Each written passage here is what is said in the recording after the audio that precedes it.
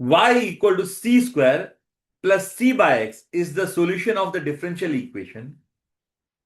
अब ये जो फंक्शन दिया हुआ है y equal to c square plus c by x, हमको इसमें से डिफरेंशियल इक्वेशन फॉर्म करना है. अब डिफरेंशियल इक्वेशन फॉर्म करने का एक रूल है. एक तो ये कि जितना आर्बिट्ररी कांस्टेंट है उतने बार ही वो फंक्शन को डिफरेंशिएट कर सकते हैं, ना ज्यादा ना कम. तो अब ये फंक्शन में ध्यान से देखो, एक ही आर्बिट्ररी कांस्टेंट है, वो है c. यानी एक ही अल्फाबेट है जो अननोन है, जिसको हम बोलते हैं आर्बिट्ररी कांस्टेंट. x और y वेरिएबल है, तो एक ही आर्बिट्ररी कांस्टेंट है, मतलब ये फंक्शन को हम लोग एक ही बार डिफरेंशिएट कर सकते हैं. और c भी एलिमिनेट करना है, तो दो चीजों का ध्यान रखना है. एक आर्बिट्ररी कांस्टेंट इसलिए एक ही बार डिफरेंशिएट कर सकते हैं, और दूसरा आर्बिट्ररी कांस्टेंट को एलिमिनेट करना है, c को निकालना है. तो सबसे पहले हम लोग ये फंक्शन को डिफरेंशिएट करते हैं. y equal to c square plus c upon x. दोनों साइड डिफरेंशिएट करो. y का derivative is dy by d x. C square अकेला कांस्टेंट है, अकेला कांस्टेंट का डेरिवेटिव जीरो. यहां पे c जीरो नहीं होगा क्योंकि उसके साथ x है, तो c will be kept as it is. तो बचा वन बाय एक्स, उसका derivative is minus one by x square. So dy by d x is minus c by x square. अब एक बार डिफरेंशिएट हो गया. अब बहुत बार स्टूडेंट क्या बोलते हैं, एक बार डिफरेंशिएट करने के बाद भी सी तो निकला नहीं, तो अगर एक्स स्क्वायर को ये साइड शिफ्ट करके एक और बार डिफरेंशिएट करेंगे तो सी निकल जाएगा. But that will not be correct, क्योंकि एक ही आर्बिट्री कांस्टेंट है, इसलिए एक से ज्यादा डिफरेंशिएट नहीं कर सकते हैं. तो हम लोग क्या करेंगे, इसमें सी का वैल्यू फाइंड करेंगे. माइनस को दूसरे साइड शिफ्ट करो, C is minus x square d y by d x. अब ये जो सी मिला, ये हम लोग गिवन फंक्शन में जहां जहां सी है वहां पे रिप्लेस करेंगे. तो y इक्वल टू, ये सी स्क्वायर है मगर सी है minus x square d y by d x, तो it will be minus x square d y by d x the whole square. C square will become minus x square d y by d x the whole square, plus C है minus x square d y by d x upon x. तो हमने क्या किया, ये जो function है यहां पे सी स्क्वायर, इसके बदले लिखा minus x square d y by d x the whole square, और ये प्लस सी के बदले लिखा minus x square d y by d x upon x को वैसे ही रखा. So y equal to minus का square is plus x square the whole square is x raise to 4 dy by d x the whole square. एक x cancel हो गया, minus x dy by d x. अब ये y को दूसरे side shift करो, तो we get x raise to 4 dy by d x the whole square minus x dy by d x. y वहां जाएगा, minus y is zero. So this is the required differential equation. अब check करो, first option में x raise to 4 dy by d x the whole square है, minus x dy by d x है, और यहां पे प्लस y है, हमको माइनस y चाहिए, तो ये नहीं होगा. सेकंड भी नहीं होगा क्योंकि सेकंड में देखो यहां माइनस चाहिए, प्लस है, यहां भी प्लस है. थर्ड में x raise to 4 dy by d x the whole square minus x dy by d x minus y is zero, तो ऑप्शन सी.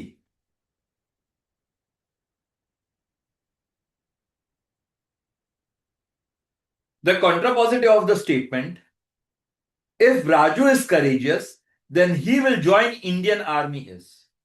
सबसे पहले हम लोग इसको सिंबॉलिक फॉर्म में कन्वर्ट करते हैं.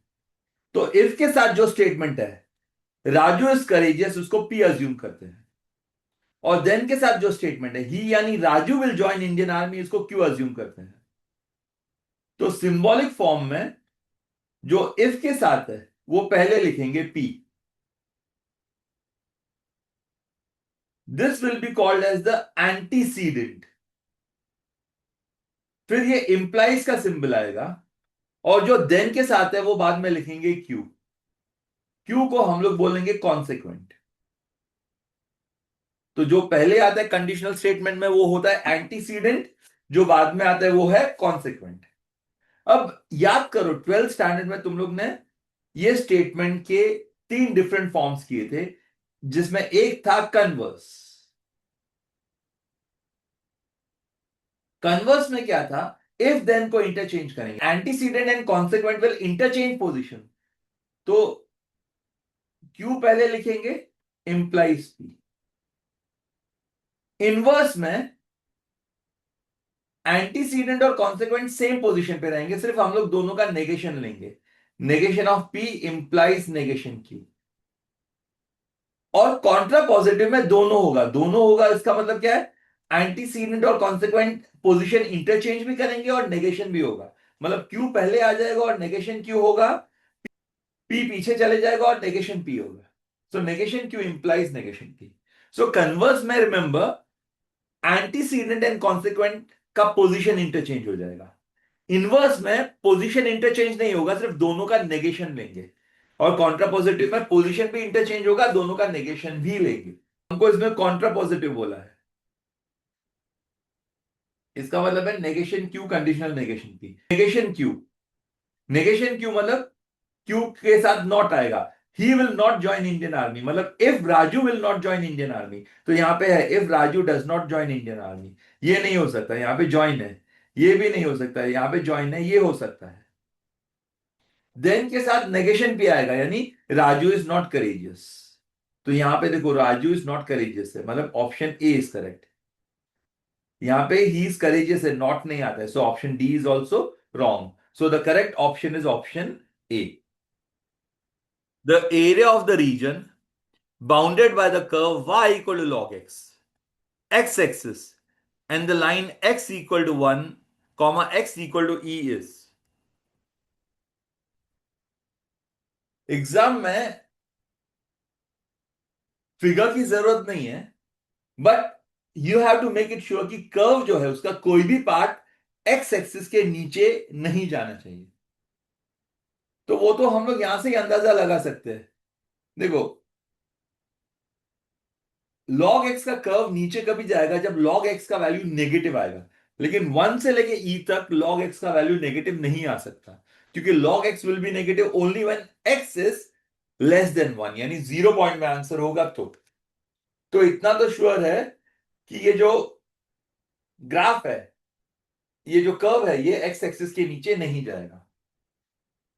Now try to recollect the formula for area of the curve. Area of curve is given by integral of a to b y dx, जहां पे a और b ये एक्सट्रीम पॉइंट्स है। तो ये पॉइंट का x दिया हुआ है 1, ये पॉइंट का x दिया हुआ है e। याद रखना e का अप्रोक्सीमेट वैल्यू 2.71828 होता है, लेकिन हम लोग e ही लिखेंगे। So the limits of integral will be integral of 1 to e y यानी log x dx। अब इसको इंटीग्रेट करना है। याद करो log x को कैसे इंटीग्रेट करने का, integral of 1 to e। log x को इंटीग्रेट करने के लिए we will assume it as log x into 1 and then we will be using integrating by parts. What is integrating by parts? Integral of uv dx। याद करो formula क्या है, integral of uv dx is equal to u integral of v dx minus integral of du by dx integral of v dx the whole dx। और u और v choose करने के लिए हम लोग ये यूज करते हैं, लीएट या islet.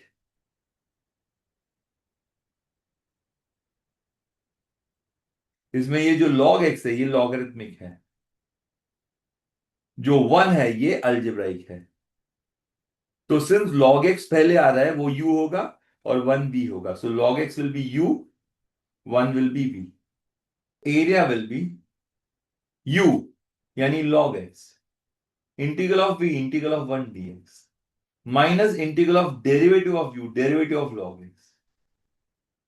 integral of v, integral of 1 dx, the whole dx. So log x into what is integral of 1? It is x. Minus integral of derivative of log x is 1 by x. Integral of 1 is x and dx. So a is x log x minus integral of 1 which is x. अब यहां पे हम लोग limits replace करेंगे 1 to e. First we replace x by e, so e log e minus e.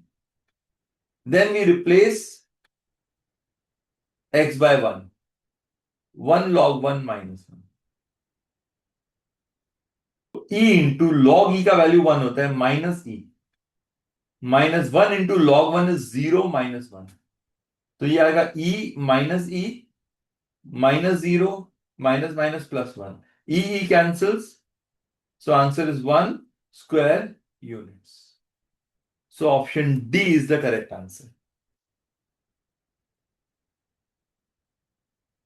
If the population grows at the rate of 8% per year, then the time taken for the population to be doubled is. So let us assume P as the population and let us assume time T as time in years.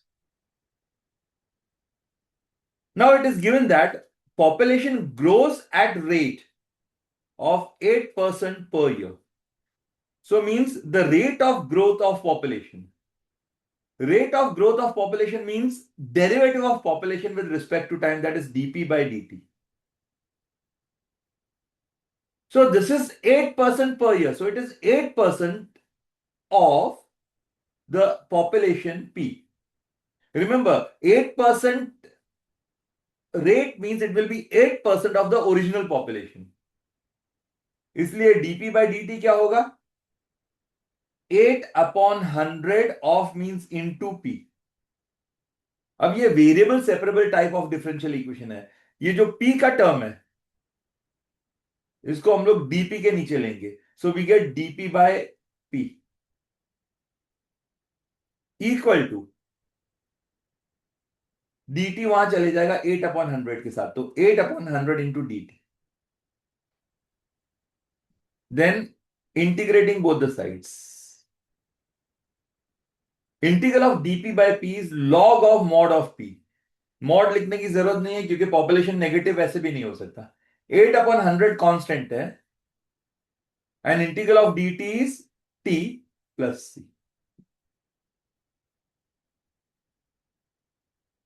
अब दिया हुआ है कि population double हो जाता है तो उसके लिए इनिशियल पॉपुलेशन मालूम होना चाहिए. अगर इनिशियल पॉपुलेशन मालूम नहीं है तो we can assume initial population as 100. You can assume 1000, you can assume 1, whatever you want. वो टाइम पे जो टाइम है t उसको 0 लेने का. Initially time is always 0. यहां रिप्लेस करेंगे log ऑफ p के बदले 100 is 8/100 into 0 plus c. So we get c is log of 100. अब हमको फाइंड करना है time in which population is double. यानी पॉपुलेशन 100 था 200 हो गया. तो वो टाइम पे टाइम क्या है t. Replace in this. log of p के बदले आएगा 200 इज 8/100 इंटू t मालूम नहीं है वो फाइंड करना है. प्लस c का वैल्यू हमने यहां फाइंड किया log 100. So log 200 minus log 100 is 8/100 into t. log combine करेंगे. log a minus log b is log of a upon b. तो ये हो जाएगा log of 200/100 is 8/100 into t. तो log 2 का वैल्यू देखो दिया हुआ है यहां पे 0.6912 is 8/100 into t. Cross multiplying t is 0.6912 into 100 by 8. Decimal के बाद 2 डिजिट शिफ्ट हो जाएगा 69.12/8. तो 8, 8 जा 64, 69 है तो 5 कैरी हो जाएगा 51, 8 6 जा 48, 3 कैरी हो जाएगा 8 4 जा 32, so T is 8.64 years. So the correct option is option C.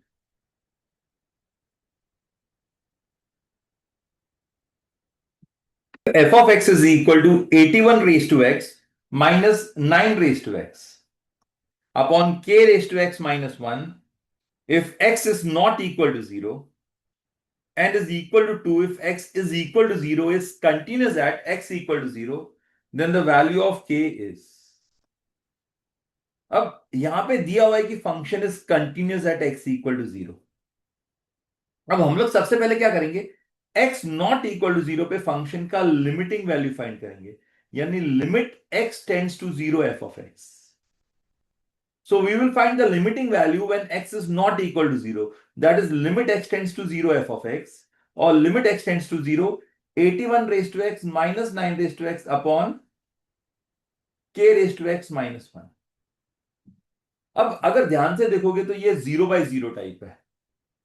0 by 0 type कैसे, replace x by 0 in numerator and denominator. 81 raised to 0 1, 9 raised to 0 1, 1 minus 1 0, k raised to 0 1 minus 1 0. तो 0 by 0 type को हम लोग बोलते हैं indeterminate form.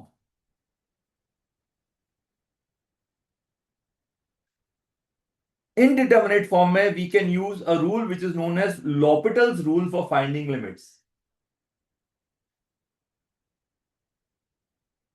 तो L'Hopital rule में हमको क्या करना है, ये ये जो फंक्शन दिया है इसमें न्यूमरेटर और डिनोमिनेटर का डेरिवेटिव फाइंड करना है इंडिविजुअली. सबसे पहले 81 रेज टू एक्स का derivative, a raise to x का derivative is a raise to x log a, तो इसका आएगा 81 raise to x log 81 minus 9 raise to x का डेरिवेटिव आएगा 9 raise to x log 9 upon k raise to x का derivative आएगा k raise to x log k minus 1 का derivative आएगा 0. तो लॉपिटल रूल में अगर लिमिट 0 बाय 0 टाइप है जिसको हम इनडिटरमिनेट फॉर्म बोलते हैं, तो हम लोग न्यूमरेटर और डिनोमिनेटर का इंडिविजुअल डेरिवेटिव फाइंड करते हैं हर एक टर्म का.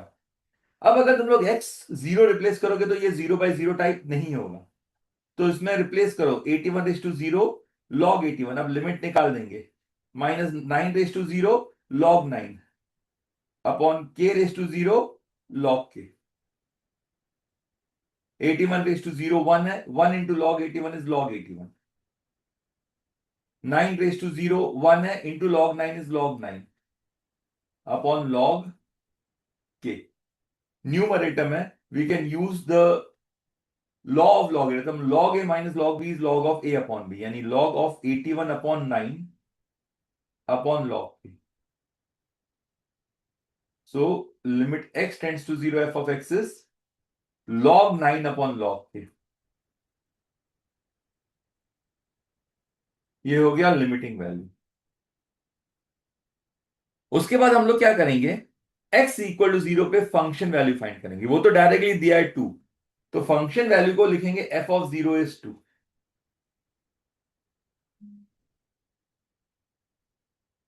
अब अगर फंक्शन कंटिन्यूस है तो ये लिमिटिंग वैल्यू और ये फंक्शन वैल्यू इक्वल होना चाहिए, which means that log 9 upon log k is equal to 2. Therefore log 9 equal to 2 log k. log 9 को लिख सकते हैं log of 3 square is 2 log k. Law of logarithm से ये 2 आगे आ जाएगा, 2 log 3 is 2 log k. 2 cancel, log k is log 3, यानी k का वैल्यू 3 है.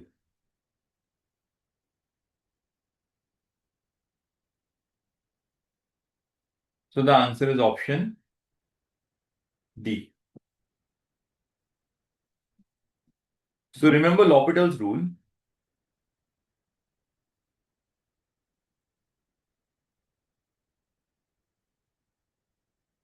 अगर limit x tends to 0 f of x upon g of x 0/0 type है या इंफिनिटी बाय इंफिनिटी टाइप है, जिसको हम बोलते हैं indeterminate form, then limit x tends to 0 f of x upon g of x is also equal to limit x tends to 0 numerator का derivative f dash x upon denominator का derivative g dash x।